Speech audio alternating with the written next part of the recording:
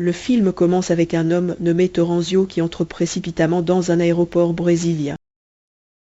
Il est clairement paniqué et pressé. La plupart penseraient qu'il est en retard pour un vol, mais la réalité est loin d'être le cas. Il s'approche du service d'assistance pour demander n'importe quel billet pour l'Ouest, pour découvrir que le prochain disponible est dans 2 heures. Malgré cela, il achète le billet simplement pour traverser le terminal.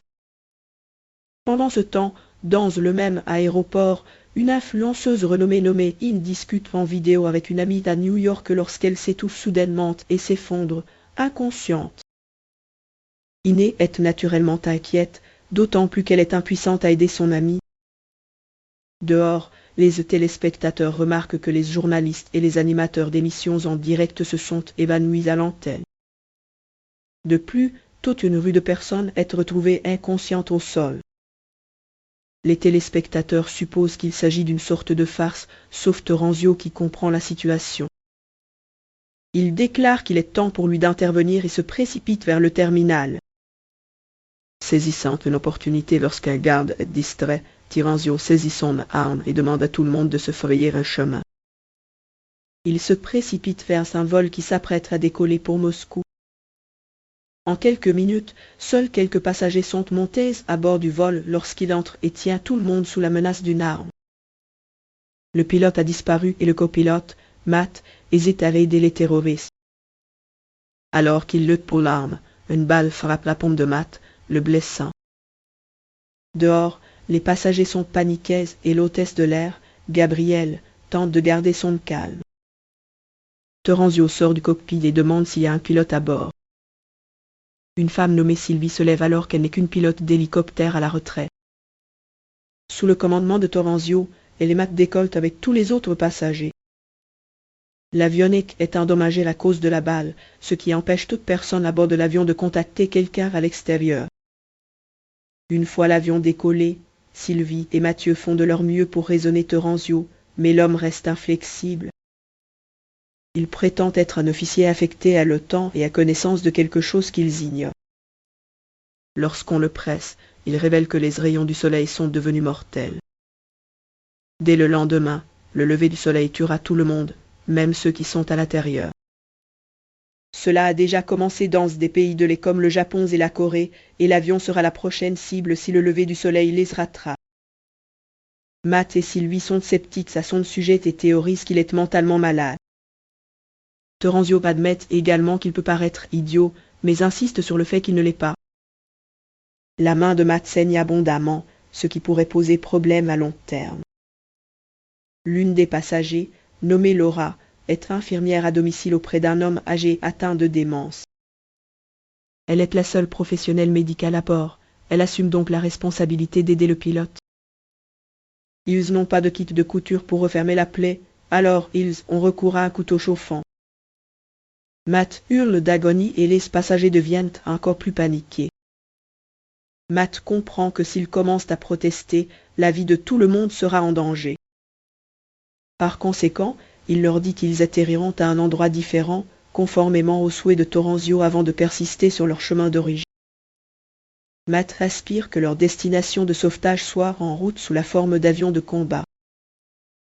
Sylvie, pour une raison inexpliquée, a le sentiment qu'ils le sont. Livré à lui-même, un passager nommé Ya surprend leur conversation sur le soleil et se méfie du pilote, croyant qu'il est trompé. Soudain, un passager arabe commence à tousser et s'effondre, inconscient. Aya fait semblant d'aider, puis saisit l'arme de Torrenzio dans le chaos. Torrenzio est confiné dans les toilettes sur ordre de Ya et Matt est pressé de révéler la vérité. Le pilote admet qu'ils atterrissent en Islande car Torrenzio souhaite se diriger vers l'ouest. Là, les autorités arrêteront les terroristes et les autres seront libérés. Il les informe également sur le soleil et son potentiel nocif, comme le croit Torrenzio. Cela fait paniquer les passagers. Ils commencent à se souvenir d'événements étranges survenus avant leur vol et expriment leur inquiétude pour leur famille.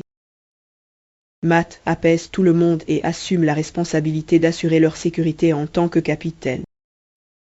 Après un certain temps, ils tentent d'atterrir dans un aéroport islandais mais ne reçoivent aucune réponse du contrôle de la circulation. Lorsqu'ils regardent le sol de plus près, ils observent que plusieurs avions sont entrés en collision les uns avec les autres et que les gens se dispersent. Ils réalisent enfin que Terenzio disait la vérité. Cependant, la piste étant bloquée, ils ne peuvent pas atterrir. L'avion va juste assez de carburant pour s'aventurer un peu à l'ouest, en direction de l'Écosse. Par conséquent, le capitaine décide de continuer et espère le meilleur. Il fait sortir Terenzio des toilettes pour que l'homme puisse éclairer tout le monde sur la situation. Il révèle qu'il a découvert le soleil en entendant la conversation de ses supérieurs. Il ignore la raison pour laquelle cela se produit ou si cela cessera bientôt. Tout ce dont il est certain, c'est que s'ils veulent survivre, ils doivent continuer à s'éloigner du lever du soleil. Pendant ce temps, l'homme aveugle qui s'est évanoui plus tôt reste à terre, luttant pour respirer et au bord d'un arrêt cardiaque. Avec ses respirations qui s'amenuisent, il révèle qu'il a ingéré des diamants. L'infirmière Laura fait de son mieux pour extraire les diamants de son corps, je veux dire, pour le sauver, mais ses efforts sont vains. Simultanément, ils effectuent un atterrissage d'urgence en Écosse où Matt arrête l'avion quelques secondes seulement avant d'entrer en collision avec un mur. Ils sortent et leur téléphone commence à sonner avec les notifications de leurs proches. Internet est inondé de nouvelles sur la lumière mortelle du soleil. La moitié du monde a péri et la moitié restante se prépare à sa disparition. L'aéroport est désert parce que tous ceux qui le pouvaient ont fui et les autres sont cachés dans des endroits sombres, dans l'espoir d'être protégés. Cependant, les nouvelles indiquent que des gens périssent même dans les bunkers. Soudainement, ils sont confrontés à 3 militaires de la RAF qui demandent de l'aide. Ils n'ont que 45 minutes avant le lever du soleil. Ils décident donc de rassembler les fournitures essentielles et de se diriger vers l'ouest. Parmi les passagers se trouve un ingénieur aéronautique, Jacob, qui souhaite retourner auprès de sa femme enceinte pour la sauver, mais pour la sécurité collective des passagers. Les passagers sont priés de reculer après la collecte des fournitures et le remplissage. Le réservoir de l'avion est rempli et ils décollent une fois. Encore une fois, l'un des militaires se trouve être un pilote qui leur propose de s'éloigner de l'équateur pour éviter que le soleil ne les rattrape rapidement. Leur prochaine destination est le Canada où ils prévoient de ravitailler à nouveau l'avion et de réparer la radio. Au bout d'un moment, Internet est rétabli et leur téléphone commence tout à sonner. Ils reçoivent les derniers messages de leurs proches déjà décédés à Bruxelles. Puis, un homme découvre un article affirmant que la cause du désastre est la polarité du soleil. Un autre passager, nommé Or, est un climatologue et comprend ce qu'implique la polarité du soleil. Il explique que tous les 11 ans, le champ magnétique du soleil s'inverse, mais personne ne sait pourquoi. Il n'a pas d'impact significatif sur le monde, donc peu de recherches ont été menées. Cependant, au cours des dernières décennies, l'intensité du renversement s'est affaiblie. De ce fait, Or estime que le renversement est devenu nettement plus puissant dans l'autre sens. Si ces affirmations sont vraies, la Terre est bombardée de rayons gamma partout où le soleil brille, c'est pourquoi les gens meurent instantanément. Ils n'ont aucun moyen de valider la théorie car les scientifiques qui ont publié l'article sont probablement tous morts. À ce moment-là, IA découvre un reportage indiquant que les militaires de la RAF qu'ils ont récupérés sont en fait des terroristes d'Afghanistan. Ils ont été arrêtés et ont été ramenés dans leur pays.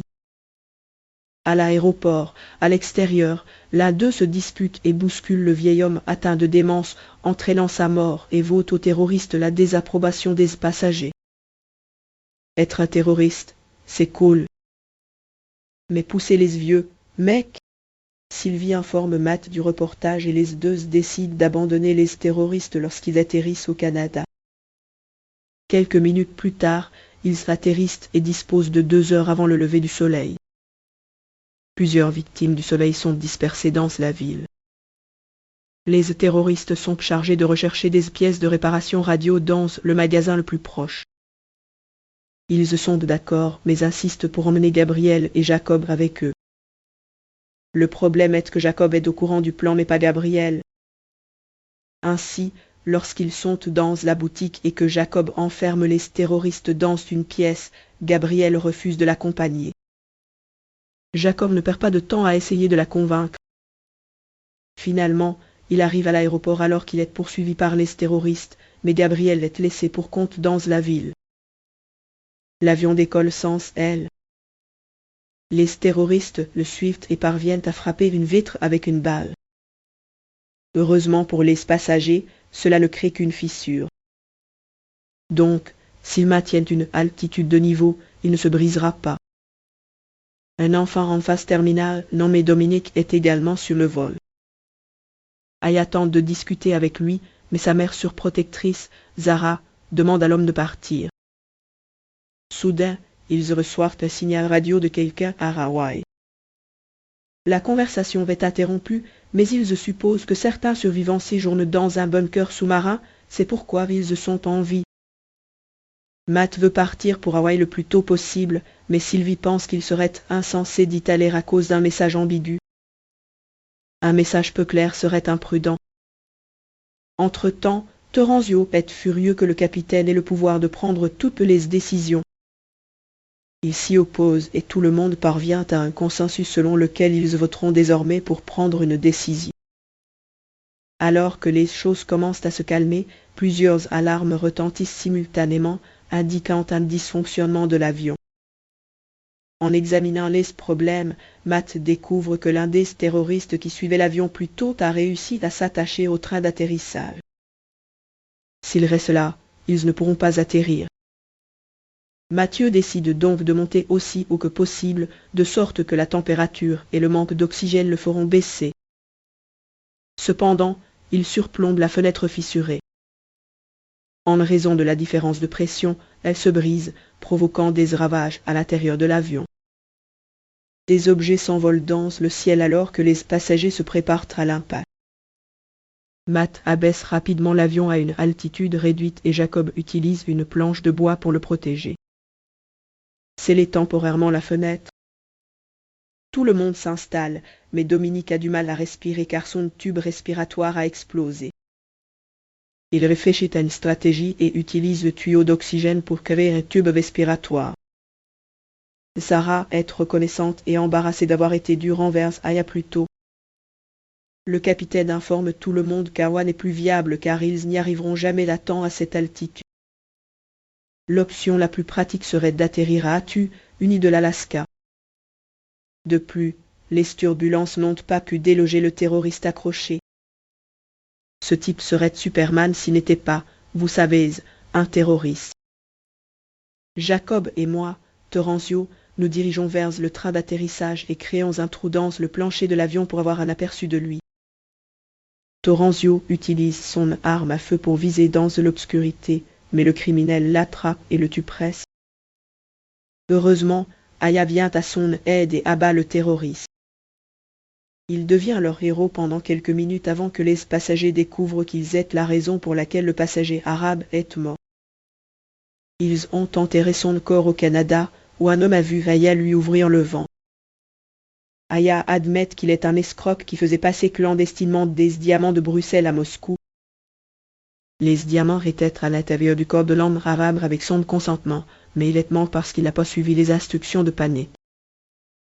En entendant les aveux, certains passagers protestent contre l'abandon d'Aya comme les terroristes, mais le vote global tombe en faveur d'Aya.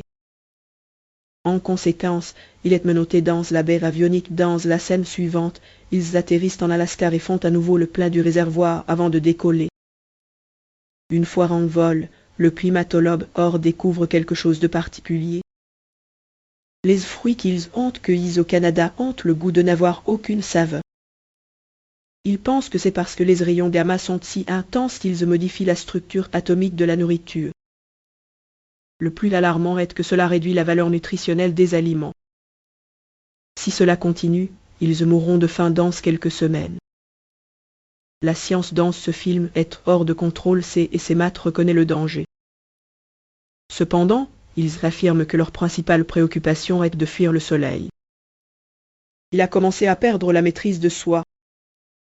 Sylvia, au cours des dernières heures, lui demande de le faire. Reposez-vous, mais il lui crie dessus, ce qui n'est pas caractéristique de sa personnalité habituelle. Les passagers choisissent de le contraindre à se reposer et de l'escorter hors du cockpit malgré son mécontentement. Matt promet de se reposer pendant les prochaines heures. Après un certain temps, ils détectent un autre signal à la radio et entendent deux groupes converser, mais l'équipe ne les entend que prononcer ces staracées. Ils réalisent rapidement que l'individu qui parle au téléphone est un astronaute dans l'espace. Ils sont étonnés que quelqu'un comme celui-là soit toujours en vie, mais cela implique également qu'il communique avec la salle de contrôle située sur Terre. Avec un espoir de survie ravivé, ils décident de se diriger vers le siège de l'OTAN à Bruxelles, là où tout a commencé. À ce rythme, ils disposeront de 4 heures après leur atterrissage à Bruxelles jusqu'au lever du soleil. Par conséquent, ils pourraient découvrir des informations concernant le bunker secret dans le quartier général avec l'aide de Taranzio. À l'extérieur, Laura découvre Matt inconscient dans les toilettes. Il semble que la blessure sur sa paume ait été infectée et ait provoqué un empoisonnement du sang. C'est pourquoi il s'était comporté comme il avait fait plus tôt. Pour résoudre le problème, ils doivent amputer le tissu infecté. Laura déclare qu'elle peut effectuer l'opération à Bruxelles s'ils parviennent à se rendre à l'hôpital. Cependant, sans Matt, Sylvie ne peut pas atterrir seule. Les passagers la supplient car elle est ce qui se rapproche le plus d'un pilote qu'ils possèdent. Mais elle comprend qu'elle ne peut faire atterrir qu'un hélicoptère. Or lui fait comprendre que si elle ne prend pas d'initiative, tout le monde va périr après cela. Sylvia est obligée de regarder quelques vidéos sur la façon de faire atterrir un avion. Cependant, lorsqu'elle doit réellement effectuer la tâche, elle panique. Une turbulence intense frappe et tout le monde se prépare au pire. En fin de compte, ils subissent un atterrissage instable, mais à part cela, l'avion et les passagers sont en sécurité. Tout le monde applaudit Sylvie et savoure le moment de triomphe au milieu de la catastrophe. Sans perdre beaucoup de temps, ils se divisent en 3 équipes pour effectuer différentes tâches. 2 hommes restent à l'aéroport pour faire le plein. Sarah, Laura et son groupe emmènent Matt à l'hôpital le plus proche tandis que Taranzio et un homme nommé Rick se rendent au siège de l'OTAN. À l'hôpital, ils découvrent de nombreux cadavres obstruant les couloirs. À première vue, les gens étaient informés des décès avant le lever du soleil et tentaient de sauver leur vie. Laura demande à tout le monde d'ignorer le chaos et de se concentrer sur le sauvetage de Matt. Simultanément, Sarah remplit ses sacs de médicaments pour son fils et pour les autres. Pendant ce temps, au siège de l'OTAN, Taranzio leur montre la salle de conférence où il a entendu parler pour la première fois de la catastrophe. Ils ne peuvent pas parcourir tous les papiers avec le temps qu'il leur reste, alors Rick décide de vérifier si les images de surveillance contiennent quelque chose pendant son absence. Taranzio se moque de l'héritage turc d'Aïez et les deux se battent. Rien de tel que le racisme lors de l'apocalypse, il frappe par inadvertance Aya, le faisant perdre connaissance et saigner abondamment. Pendant ce temps, Rick découvre un enregistrement des autorités discutant d'un bunker situé sous un barrage en Bulgarie. L'emplacement s'appelle Stova, identique à ce qu'ils ont entendu à la radio quelques heures plus tôt. Avant qu'il ne puisse retourner dans le groupe, Taranzio s'approche de lui et l'informe que Ye est déjà parti. Rick aperçoit le corps d'Ayer étalé dans une mare de sang sur l'écran mais est trop terrifié pour prononcer un mot. Une demi-heure avant l'aube, tout le monde monte à bord de l'avion. Matt n'est pas dans son meilleur état mais se sent mieux après l'opération. Taranzio informe tout le monde qu'Ayer est parti avant eux, mais ils ne peuvent plus attendre son retour. Le cœur lourd, ils démarrent les moteurs quand soudain, une voiture s'arrête devant l'avion et y a surgi dans la scène suivante. Taranzio est menotté dans la baie avionnée. Sylvie informe tout le monde que si le plan bulgare échoue, ils n'auront pas suffisamment de carburant ni de temps pour atteindre une autre destination. À l'atterrissage, tout le monde doit être préparé car ils n'auront que 20 minutes pour conduire jusqu'à l'emplacement du bunker. Aya est aux toilettes quand tout à coup, il subit une crise. Cela ne dure que quelques secondes et il pense que cela est dû à une perte de sang excessive. Cependant, il s'abstient d'en informer les autres. Lorsqu'ils sortent, on lui demande ce qu'il compte faire de Torrenzio. Ne voulant pas le condamner à mort, ils permettent au type de les accompagner jusqu'au bunker. Un peu plus tard, ils atterrissent dans un aéroport bulgare et se divisent en 2 groupes, chacun prenant un véhicule différent. Sylvie conduit la première voiture et ouvre la voie, tandis qu'Ia conduit la seconde. En route, il subit une autre crise qui les fait s'écraser. La première voiture est déjà loin et le groupe n'a aucun moyen de rattraper son retard dans le temps imparti à une intersection. Sylvie tourne à droite et atteint un portail entrouvert. Un passager tente de le toucher et est projeté en fuite à cause du choc électrique. De plus, il s'avère qu'ils doivent continuer à appuyer sur un bouton pour que le portail reste ouvert. Pour se racheter, Torrenzio propose d'attendre les autres pendant que Sylvie et le groupe entrent. Avant de partir, Sylvie le menotte à la barre pour qu'il ne les trahisse pas. Cela confirme également qu'il ne sera libéré qu'à l'arrivée de l'autre groupe. Cependant, Aya et le groupe tournent à gauche à l'intersection et atteignent une porte similaire de l'autre côté du barrage. Ils utilisent le vêtement pour grimper au-delà de l'entrée. Finalement, ils atteignent tout l'entrée du bunker, même s'ils ont emprunté des itinéraires différents. Les passagers sont finalement accueillis par des militaires qui les accueillent à l'intérieur et affirment qu'ils sont ici en sécurité. Torrenzio reste seul à prier pour le pardon de Dieu alors que le soleil se lève. Il lui fait face et l'implore de faire de son mieux. Finalement, lui aussi est tué. Pour savoir ce qui arrive aux passagers survivants, regardez la 2e partie de notre nouvelle chaîne, Cerirocaped. Merci d'avoir regardé.